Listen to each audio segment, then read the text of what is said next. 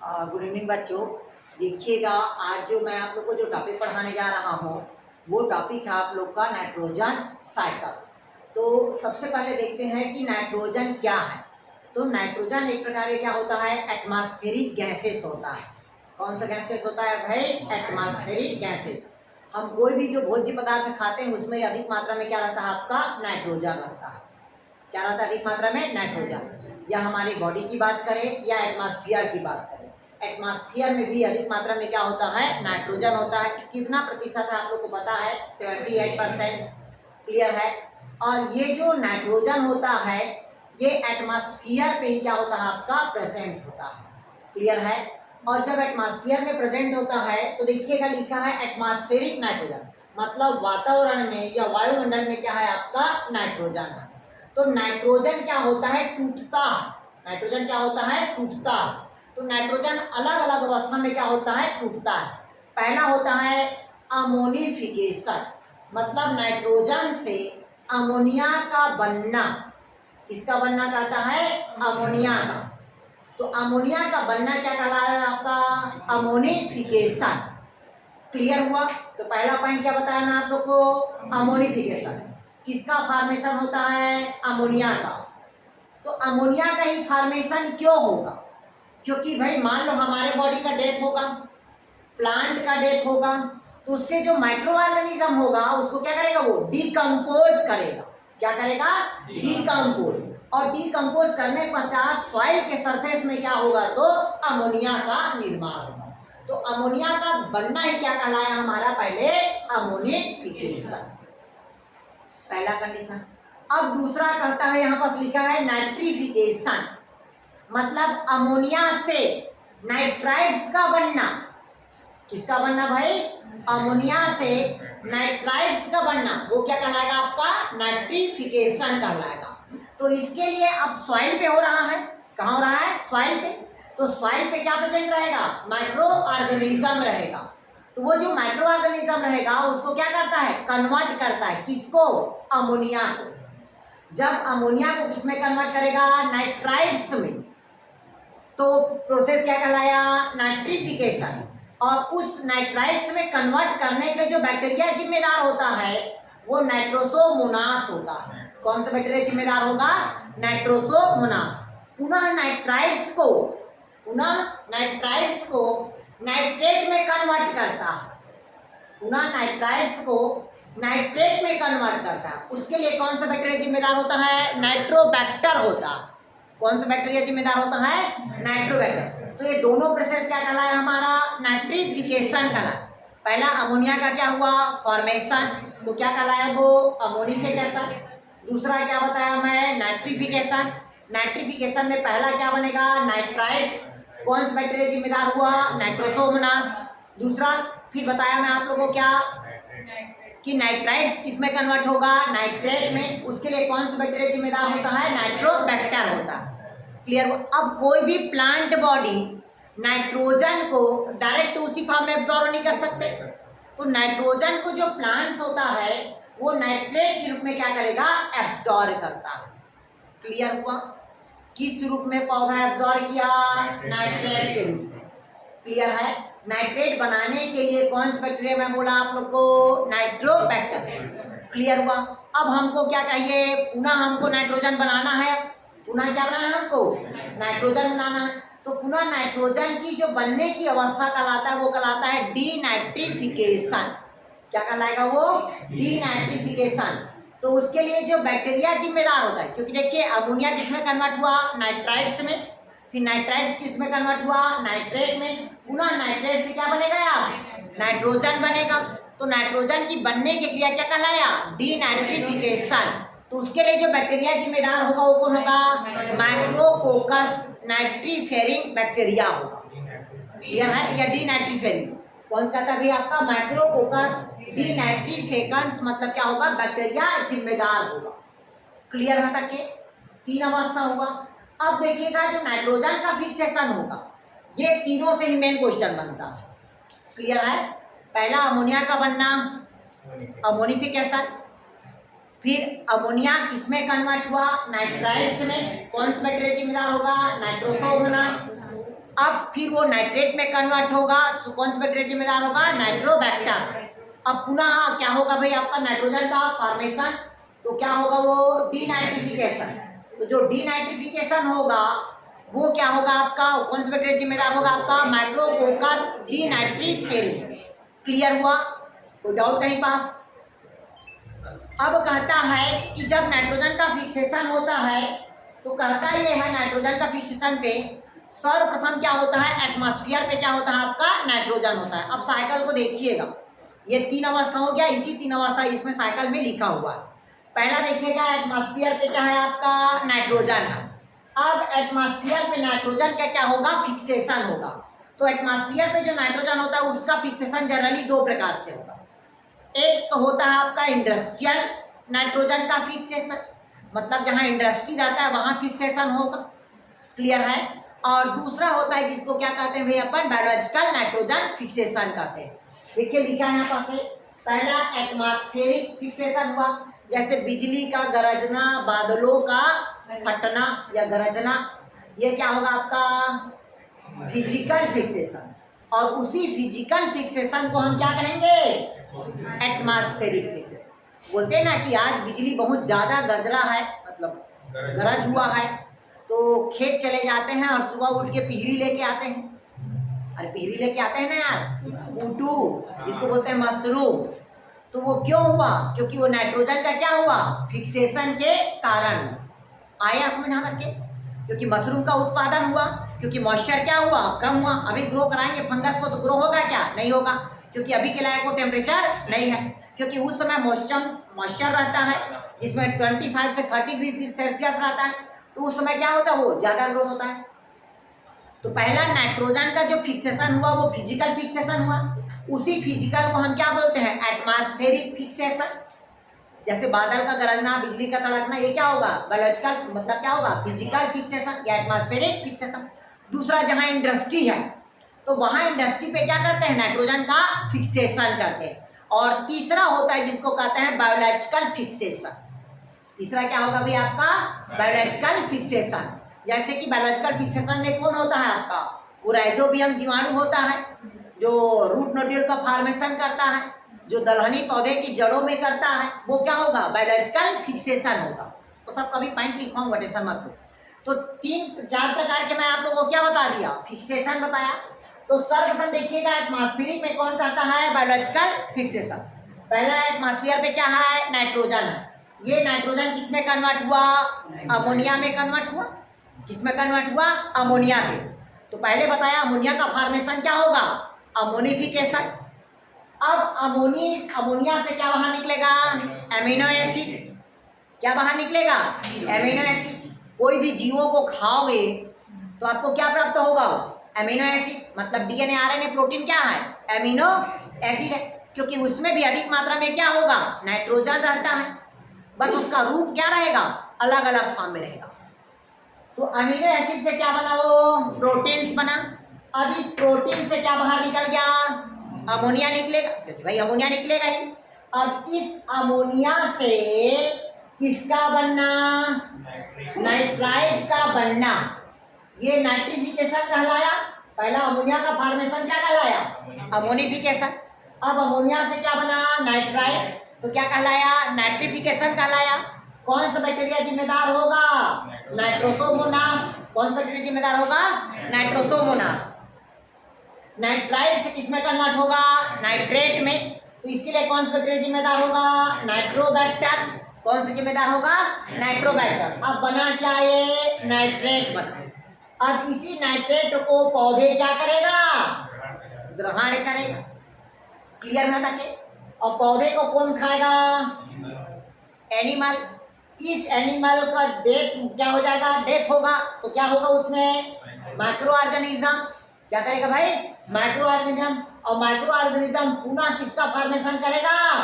Amino acid. क्या शरीर में डीएनए, आरएनए है, हड्डी है, तो क्या है? एमिनो एसिड है। नहीं है समझ? ये आपके शरीर में क्या है आपका? तो ये साइकिल यही पास क्या होगा? चलता रहेगा। आया समझ? नहीं आया समझ?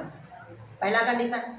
दूसरा कहता ये है, अब देखिएगा नाइट्रेट है। पहला क्या है?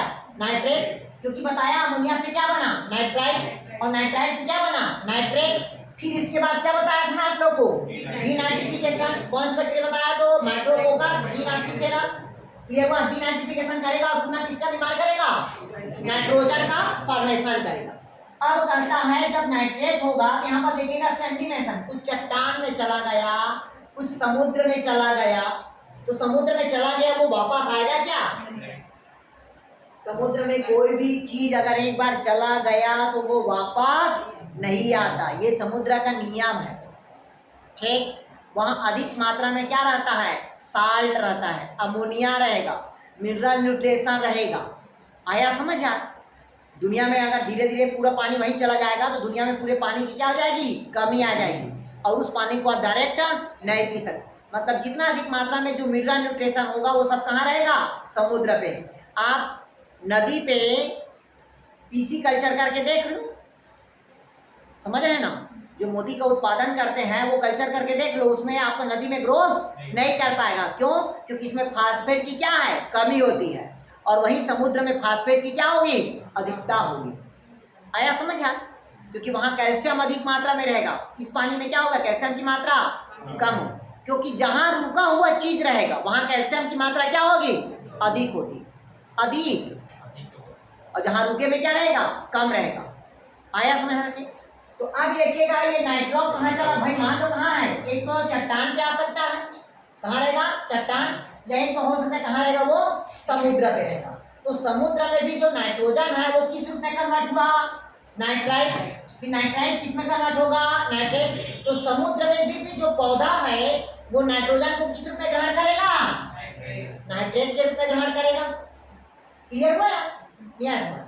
अब पूछोगे सर वहां तो बैक्टीरिया रहेगा कि नहीं रहेगा, तो समुद्र में बैक्टीरिया रहता है, क्योंकि बैक्टीरिया वर्ल्ड की सभी जगह में पाया जाता है, ऐसा कोई जगह नहीं है जहां बैक्टीरिया नहीं रहेगा। आया समझ। उसी प्रकार से क्या होता है, माइक्रो ऑर्गेनिज्म, दुनिया के सभी जगह पे क्या होता है, फंगस रहता। आया समझ यार। तो यहाँ पर क्या होगा, नाइट्रेट रॉक में हुआ, अब इसका क्या होगा, माइनिंग होगा, टूटेगा, टूटेगा ना, जैसे बड़ा बड़ा पत्थर हुआ तो पत्थर टूट के इसका घर बनाने के लिए आया, तो घर बनाने के लिए क्या हुआ, माइनिंग हुआ, माइनिंग होने के पश्चात पुनः क्या बना वो, फिर नाइट्रेट, क्योंकि पौधा एब्जॉर्ब करेगा, और पौधा से एब्जॉर्ब करने के बाद क्या होगा, उसका डीनाइट्रिफिकेशन होगा, और फिर किसका निर्माण होगा, तो आपका नाइट्रोजन का फॉर्मेशन होगा। तो इसमें क्या क्या याद रखना, इधर समझिएगा। पहला बताया अमोनिफिकेशन, अमोनिया का फॉर्मेशन क्या होगा, अमोनिफिकेशन। दूसरा क्या बताया मैं आप लोग को, नाइट्रिफिकेशन, तो अमोनिया से क्या बना, नाइट्राइट्स, कौन बैक्टीरिया, नाइट्रोसोमोनास। दूसरा नाइट्राइट से क्या बनेगा, नाइट्रेट, कौन बैक्टीरिया, नाइट्रोबैक्टर। क्लियर है। अब नाइट्रेट बन गया तो पौधा क्या किया, उसको एब्जॉर्ब किया, या प्लांट एब्जॉर्ब किया, तो प्लांट को कौन खाया, एनिमल, एनिमल का क्या हुआ, डेथ, प्रोटीन, फिर क्या निकाल दिया आपका, अमोनिया निकाल दिया। क्लियर है। अब नाइट्रेट जो है उसका क्या होगा यार, डीनाइट्रिफिकेशन होगा, और डीनाइट्रिफिकेशन होने के पश्चात पुनः किसका फॉर्मेशन करेगा, नाइट्रोजन का। तो ये साइकिल क्या होगा, चलता रहेगा। तो अब कहता है जो नाइट्रोजन का फिक्सेशन होगा वो दो प्रकार से होगा। नाइट्रोजन का फिक्सेशन कितने प्रकार से होगा, दो प्रकार से। एक तो होता है सिम्बायोटिक, सिम्बायोटिक मतलब समझते हो, सहजीवी के रूप में। तो सहजीवी के रूप में कैसे होता है उसको समझिए आप। सर यहाँ पर अमोनिफिकेशन हो रहा है, कोई जीवाणु नहीं है क्या? कोई नहीं, डिकम्पोज माइक्रो ऑर्गेनिज्म, क्योंकि आपका डेथ हो गया, हमारा डेथ हो गया, तो अमोनिया से क्या बनेगा, नाइट्राइट्स बनेगा ना यार, फिर नाइट्राइट से क्या बनेगा, नाइट्रेट बनेगा, फिर नाइट्रेट से क्या बनेगा, नाइट्रोजन बनेगा।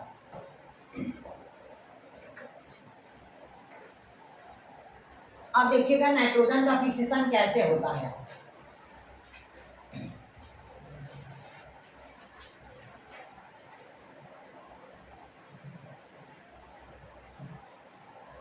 ये देखिएगा नाइट्रोजन का क्या कहता है भाई, फिक्सेशन।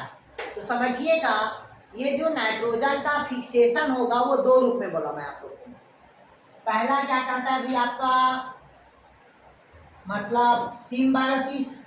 पहला क्या कहता है, सिम्बायोसिस। सिम्बायोसिस मतलब समझते हो, सहजीवी, जहां दो जीव एक साथ रह के जीवन यापन करें और दोनों जीवों को प्रॉफिट होगा तब वो जीव क्या कहलाएगा? सिम्बायोसिस कहलाएगा। क्लियर हुआ? तो डाउट कहीं पास क्या? जैसे इधर समझिएगा,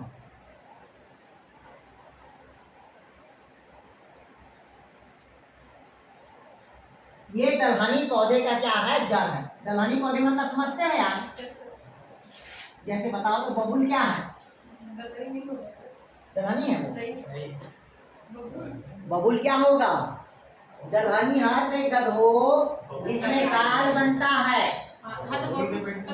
तो बबुल में भी बीज बनता है, वो दाल का निर्माण करता है। क्लियर है?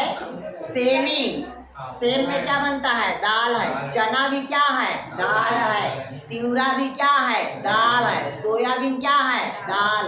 मसूर क्या है? दाल। कुछ आया समझ?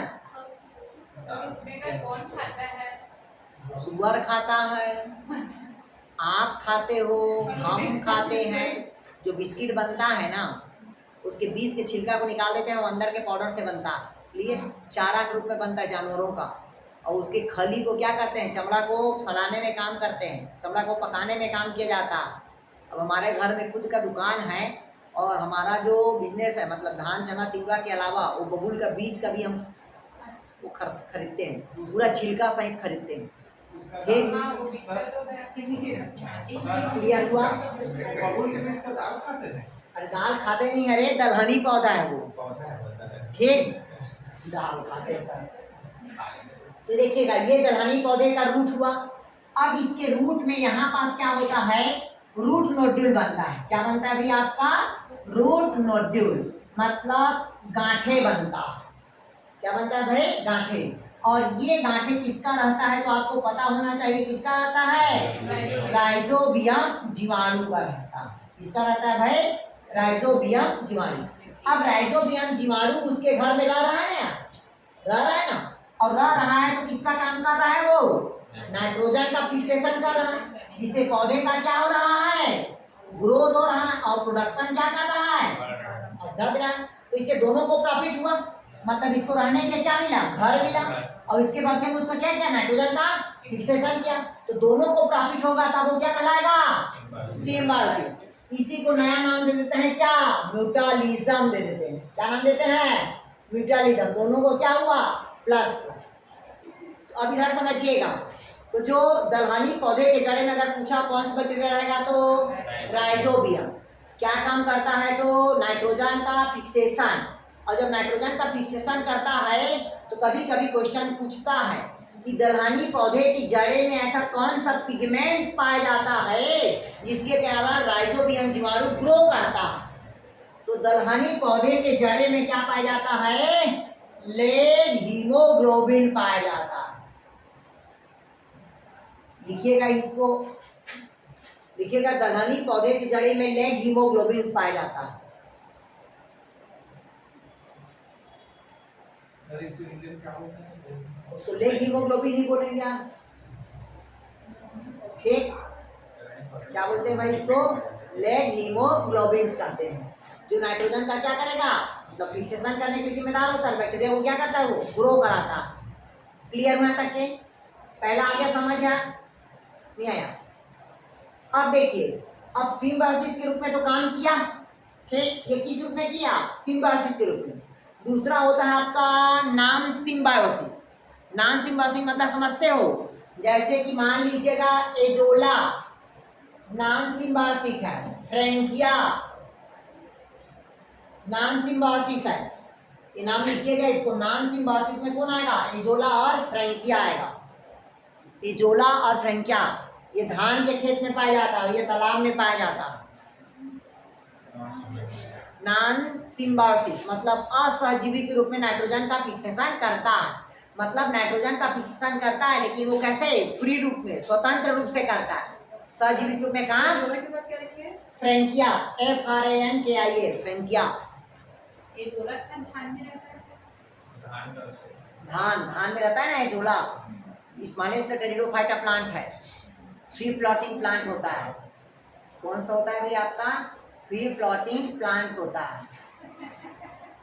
क्लियर है? कौन सा प्लांट होता है आपका? Free floating plant. फ्रैंकिया तालाब में पाया जाता है। क्लियर हुआ था क्या? कोई डाउट कहीं पास? आ गया समझ? ये नाइट्रोजन का क्या हुआ? फिक्सेशन हुआ। इतना ही पढ़ना है इसमें, नाइट्रोजन का क्या होता है साइकिल से आप। ठीक, अब नेक्स्ट देखते हैं आपका, चलिए ध्यान से सुनिएगा। सबसे पहले कहता है ये जो टॉपिक है ये आपका इकोलॉजी से है। ठीक, मतलब पहला हमारा है, देखिएगा, म्यूटालिज्म, इसको हिंदी में कहते हैं सहजीविता। सहजीविता मतलब ये कहता है कि जहाँ दो जीव एक साथ रह के जीवन यापन करें और दोनों को प्रॉफिट होगा तब वो जीव क्या कहलाएगा? सहजीविता कहलाएगा। जैसे पहला अभी एग्जाम्पल बताया मैं आप लोग को, राइजोबियम, ये दलहनी पौधे के जड़ों में पाया जाता है। ठीक, दूसरा है आपका लाइकेन। तो लाइकेन याद रखना, इसमें क्या होता है आपका? एल्गी ग्रुप का होता है, और दूसरा कौन सा ग्रुप होता है आपका? फंजाई। ये दोनों मिलके क्या बनाता है आपका? लाइकेन। तो इधर सुन लीजिएगा, लाइकेन का स्पेशल कैरेक्टर, लाइकेन उसी जगह पे ग्रोथ करता है जिस जगह पे गंदगी नहीं होता। ध्यान समझिएगा, लाइकेन उसी जगह पे ग्रोथ करेगा जिस जगह पे गंदगी नहीं होगा। जैसे कि चट्टान, बार्क, उसी जगह पे लाइकेन क्या करेगा? ग्रो करेगा।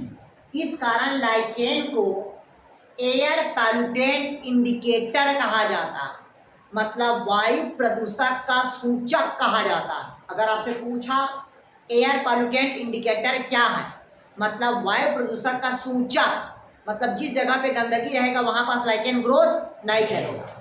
अब जहां लाइकेन आपको मिला, मतलब समझ जाना क्या है? एयर पॉल्यूटेंट इंडिकेटर, मतलब वायु प्रदूषण का क्या है? सूचक है, इस जगह पे गंदगी नहीं है। क्लियर हुआ है तक? लाइकेन किससे किससे मिलके बना है? तो एल्गी से, और दूसरा फंगस से। तो एल्गी है तो सूर्य प्रकाश की उपस्थिति में अपना भोजन क्या करता है? ग्रहण करता है। अब फंगस है तो उसके मुंह को बंद कर देता है, तो फंगस भोजन के बदले में उसको क्या देता है? पानी देता है। मतलब फंगस क्या देगा? पानी देगा, तभी एल्गी क्या करेगा? प्रकाश संश्लेषण क्रिया में भाग लेगा। जब एल्गी प्रकाश संश्लेषण क्रिया में भाग लेगा तो एल्गी उसके बदला में उसको क्या देगा? भोजन देगा। क्लियर हुआ तक के? तो दूसरा क्या हुआ आपका? लाइकेन। तीसरा क्या कहता है आपका? माइकोराइजा। तो कहता है उच्च वर्गीय पौधे की जड़ों में। उच्च वर्गीय पौधा मतलब समझते हो? Higher plant. हायर प्लांट मतलब जैसे कि आपको पता है पाइनस का पौधा, कौन सा पौधा कहता है? पाइनस का। तो पाइनस का जो पौधा है वो हायर प्लांट है। कौन सा प्लांट है भाई? हायर, उच्च वर्गीय पौधा। तो उसके जड़ में क्या पाया जाता है? माइकोराइजा पाया जाता है, जो कैसा काम करता है? तो सहजीवी के रूप में काम करता है। इसी प्रकार से एक और होता है आपका नॉस्टॉक एनाबिना। इसी को हम शॉर्टकट में बोल देते हैं बीजीए बोलते हैं।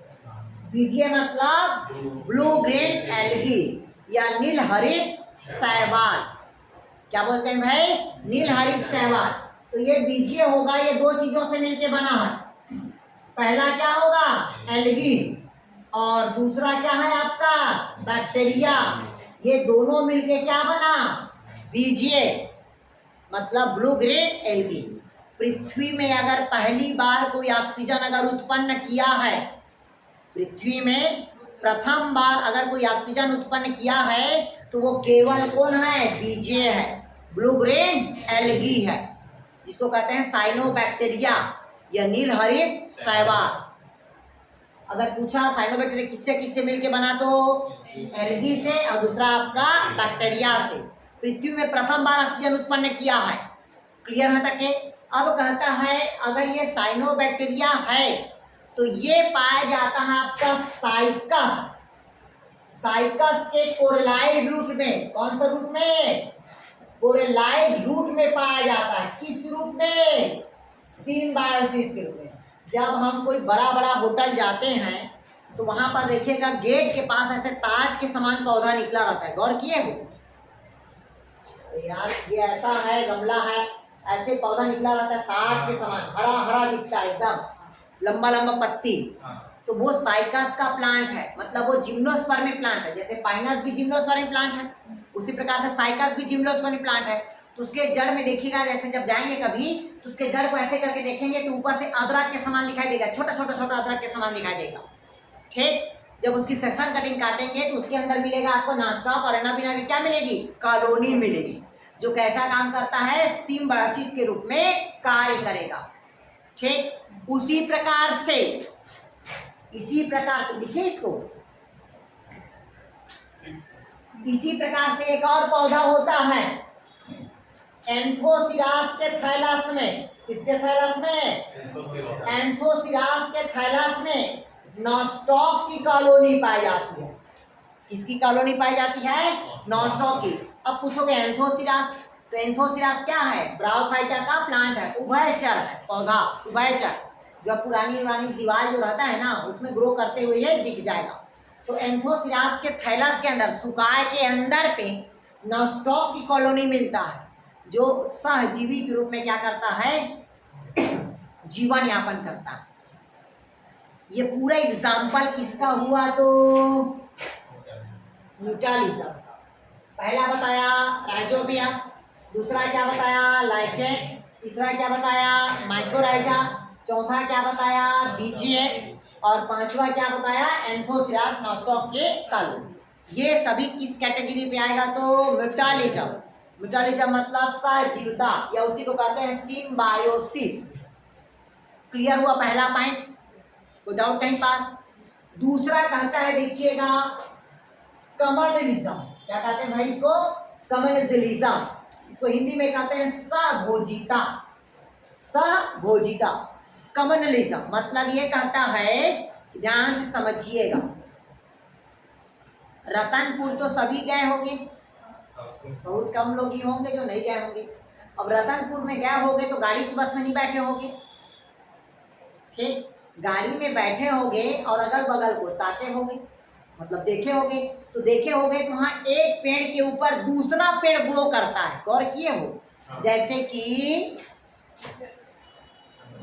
आम का पेड़ है, ठीक, कौन सा पेड़ है ये, आम का पेड़ है, और उसमें ऐसे लटका हुआ पत्ती के समान ऐसे रहता है, गौर किए ऐसे, पीपल का पेड़ आ जाता है। ठीक, आम का वो सब दूसरा चीज है।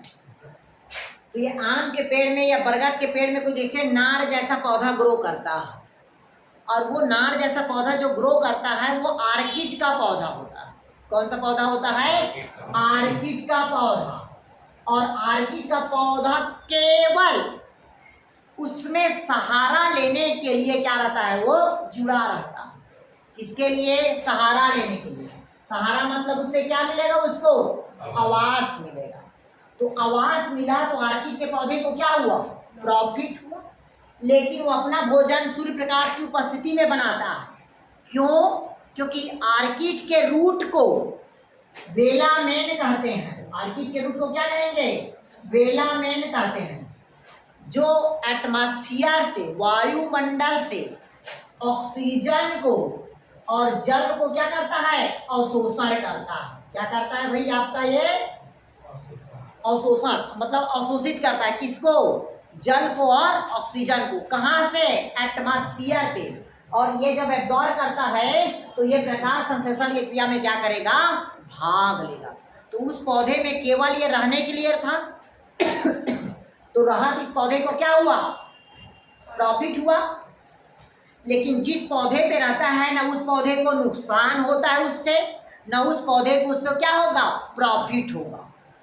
ठीक, तो एक पौधे को क्या हुआ, प्रॉफिट हुआ, और दूसरे पौधे को ना नुकसान हुआ ना प्रॉफिट, मतलब जीरो हुआ। इस कारण ये टॉपिक क्या लगाएगा हमारा, कमर्शियलिज्म मतलब सहभोजिता, मतलब ऐसा जीव जिसमें दो जीव एक साथ रह के जीवन यापन करें और दोनों जीवों में से एक जीव को प्रॉफिट होगा और दूसरा जीवों को न लाश होगा ना हानि होगा। तब इसे हम क्या कहते हैं, कमर्शियलिज्म मतलब सहभोजिता है। आया समझ। एग्जाम्पल पूछेगा तो कौन होगा आपका, आर्किड का पौधा। और पता होना चाहिए आप लोग को, दुनिया का सबसे स्मॉलेस्ट बीज आर्किड का बीज होता है। दुनिया का सबसे स्मॉलेस्ट बीज कौन सा बीज होता है, आर्किड का बीज। अब आर्किड के बीज को छोटा क्यों कहते हैं? क्योंकि उस बीज में भ्रूण कोष अनुपस्थित होता है। आया समझ? लिख लिया यहाँ तक के दुनिया का सबसे छोटा बीज कौन होगा तो आर्किड, हल्का बीज कौन होगा तो आर्किड। कंफ्यूज नहीं होना। इधर देखिए अब तीसरा पॉइंट समझ आ गया, ये पूछेगा तो उसी प्रकार से मौसेस दिया है गद्दादार, ये ब्रायोफाइटा का है, ग्रुप का है, जो स्फेगनाम आता है इसमें। ठीक, कौन आता है आपका स्फेगनाम। स्फेगनाम पता होना चाहिए आपको। जैसे कि उड़ीसा से अगर बिलासपुर लाना है मछली तो उसमें जो ऐसे डिब्बा रहता है तो उसमें स्फेगनाम का पौधा डाल देते हैं। स्फेगनाम का पौधा डालने के पश्चात ऐसे देखिएगा जहाँ मछली वाला रहता है वो ऐसे हाथ को डाले रहते हैं, फटफट फटफट करते रहते हैं। गौर किए हो? तो वो करने की जरूरत नहीं है अगर स्फेगनाम का प्लांट मिल जाएगा तो, क्योंकि वो ऑक्सीजन के साथ क्या करता है, वो ऑक्सीजन रिलीज करता है। आया समझ? नहीं आया? और वही एक स्फेगनाम का प्लांट है जिसमें पिट का फॉर्मेशन होगा, कोयला का निर्माण होता है। ठीक, इधर देखिए तीसरा कहता है कंपटीशन। अभी आप लोग क्या पढ़ रहे हो? कंपटीशन हो रहा है। तो कंपटीशन हो रहा है तो दोनों को प्रॉफिट हो रहा है क्या? नहीं हो रहा, दोनों को हानि हो रहा है। दोनों को क्या हो रहा है? हानि। अरे पढ़ रही है 3 घंटा बैठी है तो हानि हुआ, पैसा भी दी तो हानि हुआ। नहीं आया समझ? मतलब अपोस्ट कितना है? एक। तो दोनों के बीच में पहले क्या होगा? लड़ाई होगा, कंपटीशन होगा, तब कहीं जाके एक पोस्टर मिलेगा दोनों में से। नहीं आया समझ? तो वो क्या कहलाएगा? कंपटीशन। अब जो कंपटीशन होता है वो 2 प्रकार के कंपटीशन है। ये देखिएगा एक ही साला है, एससी का एक पोस्ट है और दोनों एससी हैं, तो एससी के बीच में कंपटीशन हुआ ना, तो वो जो कंपटीशन होगा वो क्या होगा? Intra specific competition. एक ही स्पीसीज के, एक ही जाति की स्पीसीज के मध्य जो कंपटीशन होगा वो क्या होगा? Intra specific competition. आया समझ? जैसे पोस्ट आया केवल किसका? एससी का, या किसका आया? एसटी का, या पोस्ट आया केवल किसका? ओबीसी। तो ओबीसी बीच में जो कंपटीशन हुआ क्या कहलाएगा? Intra specific. एससी एसटी बीच में कंपटीशन हुआ इंट्रा स्पेसिफिक। एसटी एसटी बीच में कंपटीशन हुआ इंट्रा स्पेसिफिक। आया कुछ समझ? नहीं आया? ओके। अब कहता है इंटर स्पेसिफिक, मतलब 2 अलग अलग जातियों के मध्य जो कंपटीशन होगा वो क्या कहलाएगा? Intra specific competition. ये देखिएगा एक पोस्ट है, किसका है वो? जनरल का। इसमें एक एससी भी कंपटीशन पैदा कर रहा है, एसटी भी पैदा कर रहा है, ओबीसी भी पैदा कर रहा है, जनरल भी पैदा कर रहा है। तो ये सब क्या होगा? Inter specific competition. आया कुछ समझ? नहीं आया? पक्का नहीं आया? तो अभी आप लोग कौन सा कंपटीशन कर रहे हो? दोनों कर रहे हो। नहीं आया समझ? इंटर स्पेसिफिक और इंट्रा स्पेसिफिक। नहीं आया समझ? आया कुछ समझ? नहीं आया? क्लियर हुआ? तो इसमें दोनों को क्या हो रहा है भाई? हानि हो रहा है। क्लियर हुआ? आ गया समझ? ये कब पूछता है एक ही जातियों के मध्य कंपटीशन को क्या कहेंगे? इंट्रा। नाम से नहीं पता चलना है। आया? इंटर मतलब एक ही हो जाता है। आया समझ? नहीं आया समझ? तो स्पेलिंग को समझिएगा, इंट्रा और इंटर। क्लियर हुआ? तीसरा प्रेडेशन। प्रेडेशन मतलब समझते हो? एक जीव अपने आप को वृद्धि करने के लिए उस जगह में दूसरे जीवों को क्या करता है? वो खाता है। एक जीव अपने आप को वृद्धि करने के लिए दूसरे जीवों को क्या करेगा? खाएगा। तब वो क्या कहलाएगा? प्रेडेशन। जैसे आपको पता होना चाहिए दुनिया का एक ऐसा प्लांट होता है जो कैसा होगा? प्रोड्यूसर भी होगा और कंज्यूमर भी होगा। ठीक, कौन सा पौधा बोला मैं आप लोग को? वही पौधा क्या रहेगा आपका? प्रोड्यूसर। प्रोड्यूसर मतलब समझते हो? गुड। और इस प्रोड्यूसर को खाने वाले को क्या कहेंगे? वैसा दुनिया का कौन सा प्लांट है जो दोनों है? कोई ऐसा पौधा है क्या जो उत्पादक भी होगा उपभोक्ता भी होगा? अभी उसी को हिंदी में बोल देंगे तो बता दोगे? चलिए, कीट बाछी नाम सुने हो?